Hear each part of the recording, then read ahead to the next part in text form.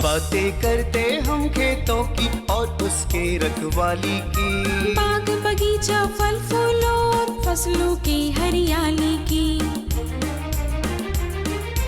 हम बीजों की बातें करते उत्तम जल संसाधन की, हम तकनीकी बातें करते फसलों के उत्पादन की। हर किसान का सपना सच हो जीवन सुखद बनाने को, गाँव-गाँव के हर आंगन का प्यारा सा ये दर्शन। कृषि दर्शन, कृषि दर्शन, कृषि दर्शन, कृषि दर्शन, कृषि दर्शन, कृषि दर्शन, कृषि दर्शन, कृषि दर्शन। जोहार, नमस्कार। कृषि दर्शन के आज के अंक में आप सबों का स्वागत है। दर्शकों, किसी ऐसी सब्जी का नाम बताइए जो कि हमें लाल, पीला, हरा और बैंगनी कलर में मिलता है। शिमला मिर्च, बिल्कुल। आज इसी की खेती के बारे में हम लोग बातें करेंगे, लेकिन पहले देखते हैं कृषि समाचार और जानते हैं क्या कुछ है कृषि जगत में नया। नमस्कार, कृषि समाचार में आपका स्वागत है। मैं हूं श्वेता। आइए देखते हैं आज कृषि समाचार में क्या है खास। मुख्यमंत्री पशुधन विकास योजना के तहत ले सकते हैं अनुदानित पशु आहार। पीएम कुसुम योजना के तहत किसान ले सकते हैं सोलर पंप सेट। चना के बेहतर उत्पादन के लिए लगाएं उन्नत प्रभेद पूसा 372। अब समाचार विस्तार से। राज्य में मुख्यमंत्री पशुधन विकास योजना के तहत अनुदानित दर पर पशु आहार और पूरक आहार उपलब्ध कराया जा रहा है। इसमें संतुलित पशु आहार की कीमत 24 रुपये प्रति किलोग्राम है। इसमें 25% का अनुदान दिया जा रहा है। इसके अलावे एरिया स्पेसिफिक मिनरल मिक्सचर और अन्य मिनरल मिक्सचर की कीमत 120 रुपये प्रति किलोग्राम है। इसमें 50% अनुदान दिया जा रहा है। 60 रुपये प्रति किलोग्राम की दर से बिकने वाले शीतवर्धक सप्लीमेंट पर भी 50% का अनुदान उपलब्ध है। राज्य के विभिन्न जिलों में पीएम कुसुम योजना के तहत किसानों को सोलर पंप सेट देने की योजना है। इस योजना के तहत चुने गए लाभुक किसान को 2 हॉर्स पावर के सोलर पंप सेट के लिए 5,000 रुपये का अंशदान देना होगा, जबकि 3 हॉर्स पावर वाले सोलर पंप सेट के लिए 7,000 और 5 हॉर्स पावर वाले सोलर पंप सेट के लिए 10,000 रुपये का अंशदान देना होगा। इस योजना से लाभ लेने के लिए जिला कृषि कार्यालय से संपर्क कर सकते हैं। किसान भाइयों, यदि आपके खेत की मिट्टी अम्लीय है तो इसके उपचार के लिए मिट्टी में चूना मिलाएं। इसके लिए फसल लगाने से 1 महीना पहले खेत की कोड़ाई और जुताई कर लें। इसके बाद मिट्टी में अनुशंसित मात्रा में चूना मिला दें। जैसे कि हमारी मिट्टी अम्लीय है तो हमारी मिट्टी का जो पीएच है 5.5 से अगर नीचे है तो हमें उसके लिए चूना का उपयोग करना चाहिए। चूना जो है कि 2 से 3 क्विंटल पर एकड़ के हिसाब से हमें डालना चाहिए। चूना का जो है हमें फसल लगने से पहले हमें चूना का उपयोग करना है। 1 महीना पहले या कम से कम 15 दिन पहले तो हमें चूना डालना है। और चूना जब डालते हैं तो ये ध्यान रखना है कि चूना हम लाइन में डालें, ना कि छिड़काव कहीं पे भी ऐसे ब्रॉडकास्ट करें या छिड़काव कर दे। तो लाइन में डालेंगे तो वो है कि पौधा जहाँ पे जाना चाहिए वहीं पे वो ये करेगा और उससे पीएच जो हमारा है वो न्यूट्रल पे आएगा और सारे पोषक तत्व उसको मिल पाएंगे। रबी दलहनी फसल चना की खेती के लिए 15 नवंबर तक फसल लगा सकते हैं। झारखंड में चना के बेहतर उत्पादन के लिए उन्नत प्रभेद पूसा 372, KWR 108 या KPG 59 लगाएं। चना की बुआई में 70 से 75 किलोग्राम बीज प्रति हेक्टेयर की दर से बोएं। बुआई में कतारों के बीच 30 सेंटीमीटर और पौधों के बीच 10 सेंटीमीटर की दूरी रखें। उन्नत प्रभेदों में KWR 108 और KPG 59 की उत्पादन क्षमता 18 से 20 क्विंटल प्रति हेक्टेयर है, जबकि पूसा 372 की उत्पादन क्षमता 15 से 20 क्विंटल प्रति हेक्टेयर है। चना के ये तीनों उन्नत प्रभेद 130 से 135 दिन में तैयार हो जाते हैं। कृषि उपकरण पशुचालित बहुउद्देशीय हो की मदद से कतार में लगी हुई मूंगफली, सूर्यमुखी और सोयाबीन जैसी फसलों की निकाई गुड़ाई करने तथा उससे खरपतवार निकालने का काम कर सकते हैं। इससे हाथ से निकाई गुड़ाई करने की तुलना में 70% मजदूरी की बचत होती है तथा 25% उपज में वृद्धि होती है। आज हम जानेंगे गोभी फसल में जैविक विधि से कैसे हीरा पृष्ठक कीट की रोकथाम करें। किसान भाइयों, गोभी वर्गीय फसलों में शुरुआती दौर में ही हीरा पृष्ठक कीट का प्रकोप दिखे तो 1 ग्राम बीटी दवा प्रति लीटर पानी की दर से मिलाकर घोल बनाएं और फसल पर छिड़काव करें, या गोभी का पौधा लगाने के बाद 18 से 25 दिन के बीच 5% नीम निर्मित दवा से घोल बनाकर फसल पर छिड़काव करें। और अब एक नजर राज्य के 5 प्रमुख शहरों के मौसम के मिजाज पर। आज राज्य के 5 प्रमुख नगरों के अधिकतम और न्यूनतम तापमान कुछ इस प्रकार दर्ज किए गए।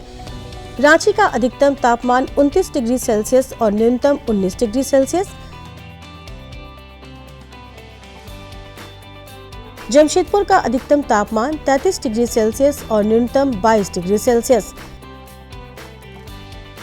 मेदिनीनगर का अधिकतम तापमान 31 डिग्री सेल्सियस और न्यूनतम 20 डिग्री सेल्सियस। देवघर का अधिकतम तापमान 33 डिग्री सेल्सियस और न्यूनतम 22 डिग्री सेल्सियस।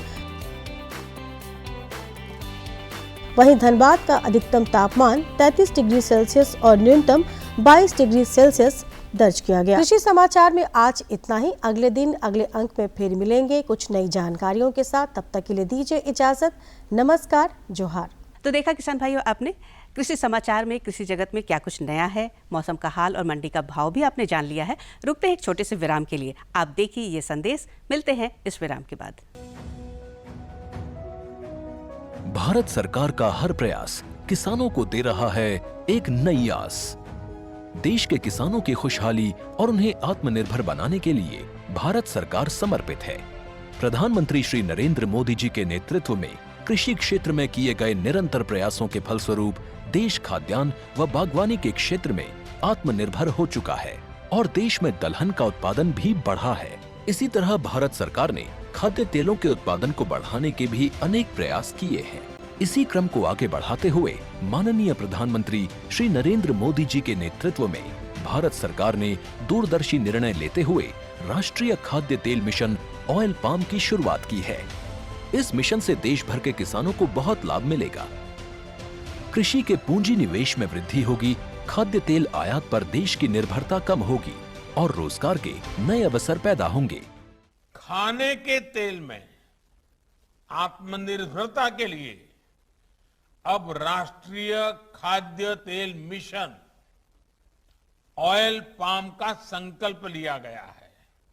इससे किसानों को तो सीधा लाभ होगा ही, गरीब और मध्यम वर्ग के परिवारों को सस्ता और अच्छी क्वालिटी का तेल भी मिलेगा। यही नहीं, ये मिशन बड़े स्तर पर रोजगार का निर्माण करेगा। इस मिशन के अंतर्गत ऑयल पाम का रकबा और पैदावार बढ़ाने पर जोर देने के लिए सरकार ने 11,000 करोड़ रुपए से अधिक की सहायता राशि निर्धारित की है। मिशन के तहत सरकार ने ऑयल पाम की खेती के लिए रोपण आदि की सहायता में बढ़ोतरी करते हुए पहले मिलने वाले 12,000 रुपए प्रति हेक्टेयर को बढ़ाकर 29,000 रुपए प्रति हेक्टेयर तक कर दिया है। ऑयल पाम के पुराने बागों के पुनरुद्धार के लिए 250 रुपए प्रति पौधा के हिसाब से विशेष सहायता दी जा रही है। पौधारोपण सामग्री की कमी दूर करने और बीजों की पैदावार करने वाले बागों को भी सहायता दी जाएगी। इसके तहत 15 हेक्टेयर ऑयल पाम उद्यान के लिए 80 लाख रुपए तक की सहायता राशि दी जाएगी। इसके अलावा नर्सरी विकास के लिए 40 लाख रुपए तक तय किए गए हैं। पूर्वोत्तर और अंडमान राज्यों के लिए विशेष सहायता का भी प्रावधान है।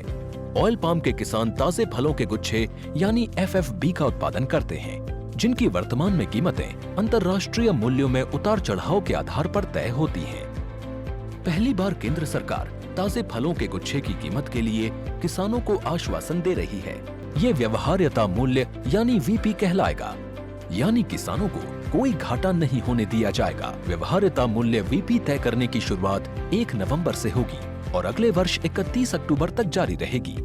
इसे ऑयल पाम वर्ष कहा जाएगा। इस योजना के तहत वर्ष 2025-26 तक ऑयल पाम का रकबा 6.5 लाख हेक्टेयर सृजित करने और कच्चे ऑयल पाम की पैदावार वर्ष 2025-26 तक 11.20 लाख टन पहुंचाने का लक्ष्य निर्धारित किया गया है। सरकार के इस महत्वपूर्ण निर्णय से देश में ऑयल पाम की खेती करने वाले किसानों में विश्वास पैदा होगा और वे खेती का रकबा बढ़ाएंगे।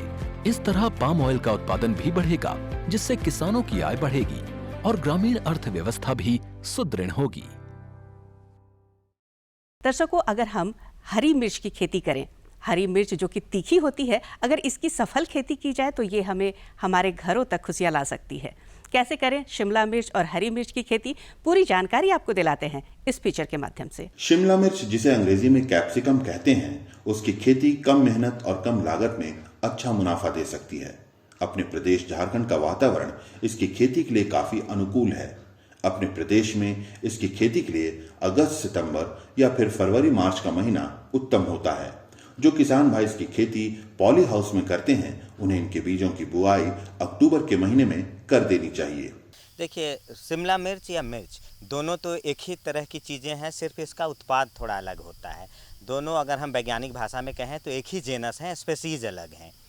तो इसमें होता क्या है कि जो मिर्च की जहाँ तक बात करते हैं तो इसको तो लगाने का आम तौर पर 3 सीजन होता है।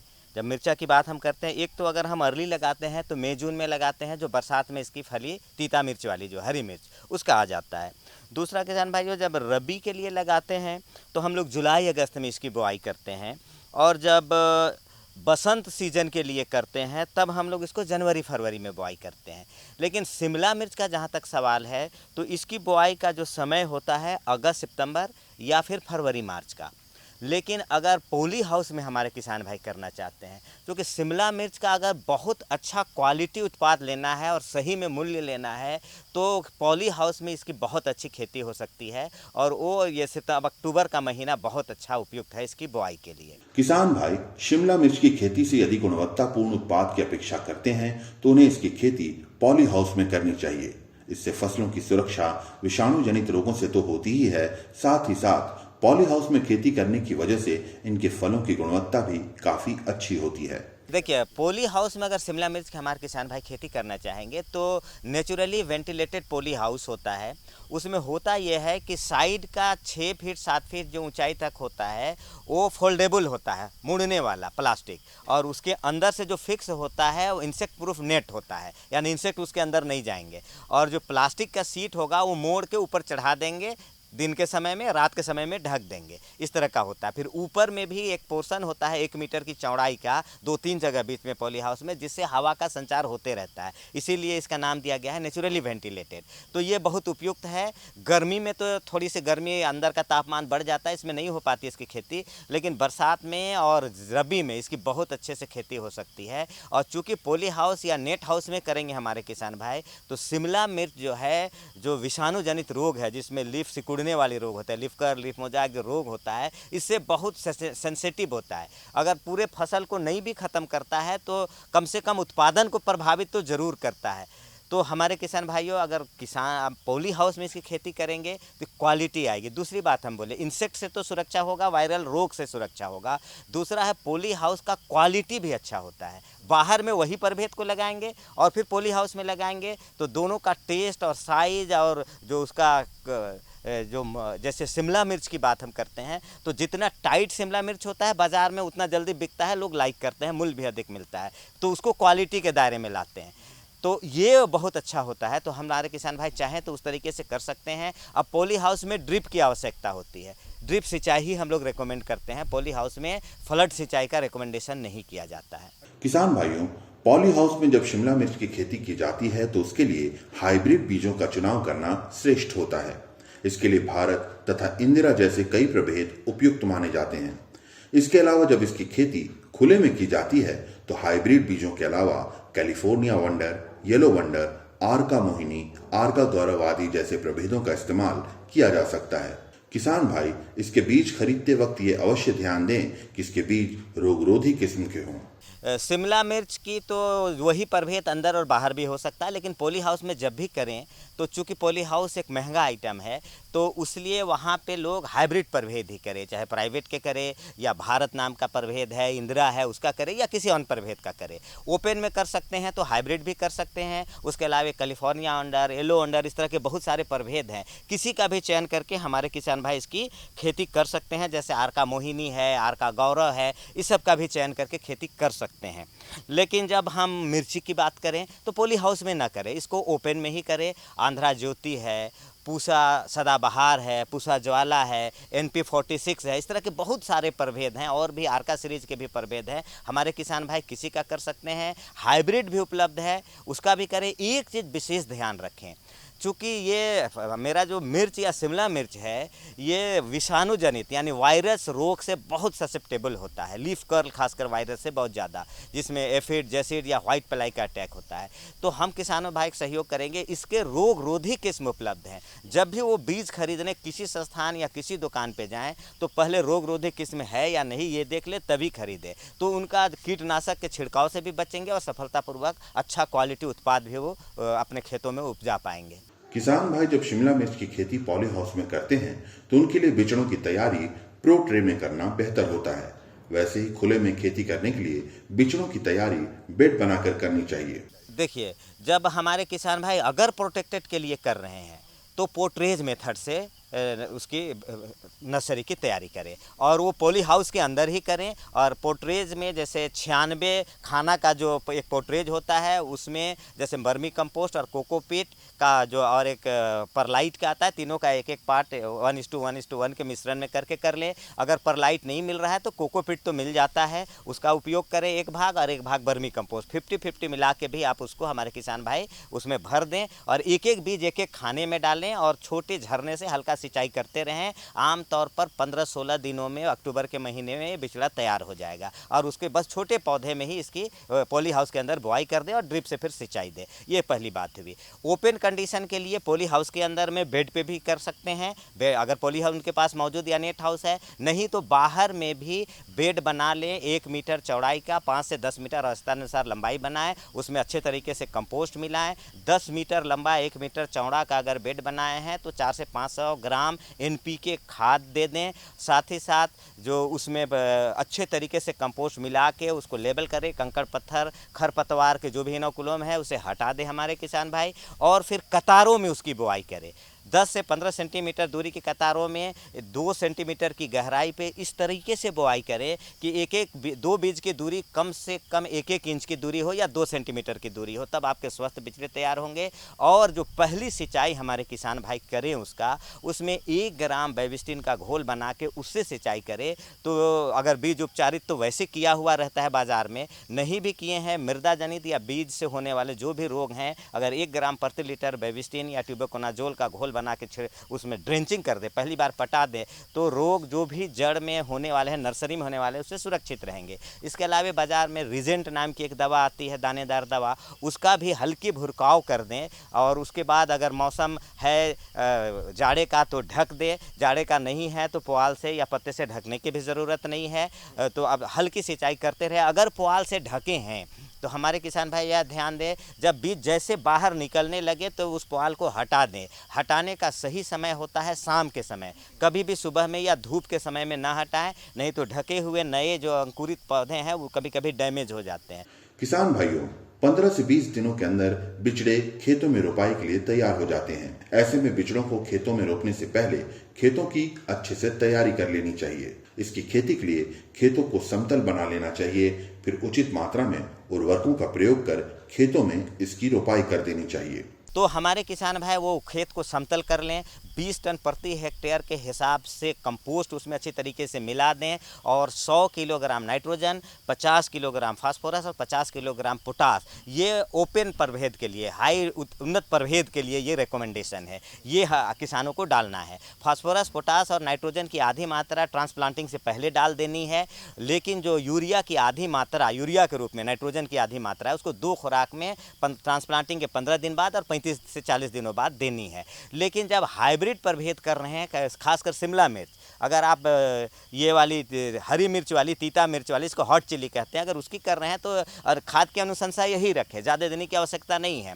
लेकिन अगर शिमला मिर्च की कर रहे हैं तब यहाँ पे नाइट्रोजन 120 से 150 केजी प्रति हेक्टेयर हो जाएगा, फास्फोरस 150 केजी हो जाएगा और पोटास भी 100 केजी हो जाएगा। इसकी चूँकि उत्पादन ज़्यादा क्षमता है तो हमको उसी हिसाब से इसे पोषक तत्व भी ज़्यादा देना है। आप कंपोस्ट अगर अवेलेबल है तो 20 टन प्रति हेक्टेयर से बढ़ा के हमारे किसान भाई 25 टन प्रति हेक्टेयर कर सकते हैं। हैं। और जो कतारों में बुआई करेंगे तो पौधे से पौधे और लाइन से लाइन दोनों की दूरी 50 सेंटीमीटर हमारे किसान भाई रखें। और जब पहली से दूसरी कोड़ाई करें यूरिया देके, जो आप टॉप ड्रेसिंग करेंगे सेकेंड डोज का, उस समय इसे मिट्टी चढ़ा दें ताकि सिंचाई उस बीच में करें। अगर ड्रिप का साधन है तो ड्रिप भी लगा सकते हैं। साथ ही साथ प्लास्टिक मल्च में भी इसकी खेती की जा सकती है। खरपतवार का नियंत्रण रहेगा और बहुत अच्छा रहेगा।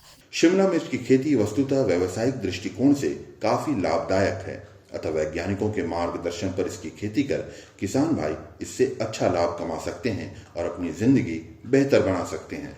दर्शकों, ये जो औषधीय पौधे होते हैं यूँ तो ये प्राकृतिक रूप से हमें उपलब्ध हो जाते हैं, लेकिन इन दिनों कई कारणों से इसकी उपलब्धता थोड़ी कम होती जा रही है, जबकि बाजार में इसका मांग बढ़ता जा रहा है। ऐसे में अगर इसकी खेती की जाए तो ये बहुत ही लाभप्रद हो सकता है। कैसे करें हम औषधीय पौधों और सुगंधित पौधों की खेती, पूरी जानकारी है इस फीचर में। अब हम एक ऐसे दौर में प्रवेश कर गए हैं जहां कृषि जगत में वैज्ञानिक एवं व्यावसायिक दृष्टिकोण अपनाना आवश्यक हो गया है। अपने देश में औषधीय एवं सुगंधित पौधों की मांग दिनों दिन बढ़ती जा रही है। ऐसे में यदि वैज्ञानिक पद्धति से इनकी खेती की जाए तो ये किसानों के लिए लाभदायक सिद्ध होगी। अतः किसान भाइयों को चाहिए कि वे इनकी खेती प्राकृतिक तरीके से करें और इनमें रासायनिक उर्वरकों और कीटनाशी का प्रयोग ना करें। वे इनकी खेती के लिए जैविक पद्धति अपनाएं ताकि इनकी गुणवत्ता बनी रहे और बाजार में इनकी अच्छी कीमत मिल सके। औषधीय और सुगंधित पौधों की खेती के लिए किसान भाई अनुपयोगी एवं परती भूमि का ही चयन करें। वे इनकी खेती बलुई दोमट मिट्टी में करें तथा खेतों में जल निकासी की उचित व्यवस्था करें। आज के दौर में जब सारा चीज़ व्यावसायिक और वैज्ञानिक रूप में तब्दील हो रहा है तो ये बहुत ही सटीक विषय है हम लोग जिस पर चर्चा कर रहे हैं। आज के समय में जब भी हम बात करेंगे वैज्ञानिक खेती की, खासकर औषधीय और सुगंधित पौधों की, तो यहाँ पे कुछ चीज़ों का जैसे ख्याल रखना जरूरी है। जैसे खासकर जो हमारी औषधीय और सुगंधित पौधे हैं, इसको हम लोग प्राकृतिक तरीके से जैसे जंगलों में होता है बढ़ते हैं उस तरीके से करते हैं। अर्थात इसमें केमिकल फर्टिलाइजर्स और रासायनिक कीटनाशक का उपयोग हम लोग नहीं ही करते हैं, एकदम नाम मात्र का। और सबसे बड़ी बात है कि इसके बदले में हम लोग जो है जैविक खाद, जैविक कीटनाशी, जैविक खाद, ऑर्गेनिक जो भी है, कंपोस्ट है, आगे चर्चा करेंगे कि जो उसको उपयोग करते हैं। इससे क्या होता है ना कि जो इसका क्वालिटी गुणवत्ता है बना रहता है। जहाँ तक औषधीय और सुगंधित पौधों की खेती का सवाल है, ये हम लोग पारंपरिक खेती जहाँ पे करते हैं वहाँ से हट के करते हैं, क्योंकि हमें अन्न उत्पादन और जो जीविका के लिए जो ज़रूरी है, जीविकोपार्जन के लिए वो भी चाहिए। तो जो हमारे यहाँ परती ज़मीन पड़ी हुई है, जैसे वेस्टलैंड टाइप का कह लीजिए, जो है जो खाली पड़ी रह जाती है हमारे फार्म किसानों के साथ, तो वैसे ज़मीन का उपयोग करते हैं। और बस ख्याल ये रखते हैं कि वो जो है बलुआही मिट्टी हो, दोमट हो, और वहाँ से पानी का निकास हो जाए, पानी जमाव नहीं हो। किसान भाइयों, औषधीय और सुगंधित पौधों की कई किस्में हैं, परंतु अपने प्रदेश झारखंड के वातावरण के अनुकूल तथा व्यावसायिक दृष्टिकोण से देखा जाए तो औषधीय पौधों में अश्वगंधा, सतावर, गिलोय एवं तुलसी आदि प्रमुख हैं। इसी तरह से सुगंधित पौधों में लेमन ग्रास, रेटिवा, मेंथॉल एवं मेंथा आदि की मांग बहुत ज्यादा है। जी देखिए, औषधीय पौधों में अभी जो ज़्यादा जिस पे जोर है, अश्वगंधा है, सतावर है, सफेद मूसली है, गिलोय है, तुलसी है। जी हाँ। इसको कब लगाते हैं?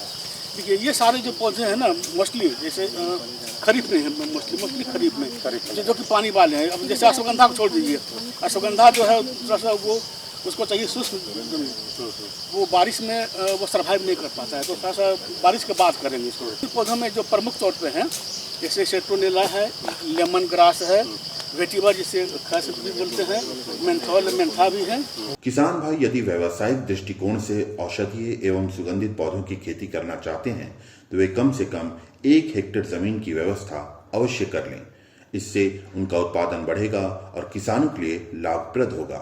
किसान भाई यदि एक बार ऐसे पौधों की खेती करते हैं तो वे उनसे 3 वर्षों तक लाभ उठा सकते हैं। अगर आपके पास जमीन नहीं है तो आप कॉन्ट्रैक्ट फार्मिंग लीज पे ले लीजिए, लोगों से लीज पे ले लीजिए। मैं अकेले होता तो 4-5 किसान मिल के ले लीजिए, तो 1 हेक्टेयर कम से कम तो चाहिए। एक बार लगाने से मतलब अधिकांश में 3 साल तक आप उससे फायदे ले सकते हैं। जो शुरुआती दौर में 1 साल में ही थोड़ा ज़्यादा लागत लगती है और आगे 2 साल तक लागत कम होती है और मुनाफा ही मुनाफा है। औषधीय एवं सुगंधित पौधों से यदि किसान भाई अधिक लाभ कमाना चाहते हैं तो उन्हें इनका प्रसंस्करण करना उचित होगा। प्रसंस्करण करने के कई फायदे हैं।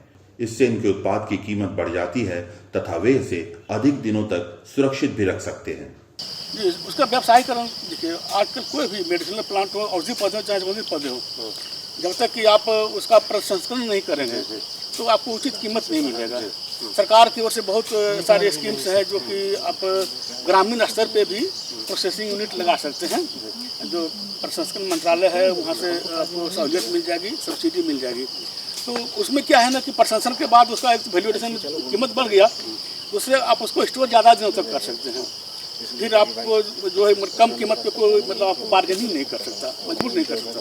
किसान भाइयों, किसी भी फसल की गुणवत्ता तथा उत्पादकता उसके बीज पर निर्भर करती है। यदि अच्छी फसलें लेनी हैं तो उसके बीज की गुणवत्ता अच्छी होनी चाहिए। हमारे देश में कई ऐसी सरकारी तथा गैर सरकारी संस्थाएं हैं जो किसानों को औषधीय एवं सुगंधित पौधों के बीज उपलब्ध कराती है। CSIR, CMAP वैसी ही सरकारी संस्थाएं हैं जिसके केंद्र देश के कई प्रमुख शहरों में मौजूद हैं। इसके अलावा कृषि विश्वविद्यालयों तथा कृषि से संबंधित प्रशिक्षण केंद्रों से भी इसकी मदद ली जा सकती है। अगर बीज अच्छे नहीं होंगे तो आपको अच्छी क्वालिटी के पौधे भी नहीं मिलेंगे और ना ही अच्छी गुणवत्ता के उसमें से रसायन निकल पाएंगे।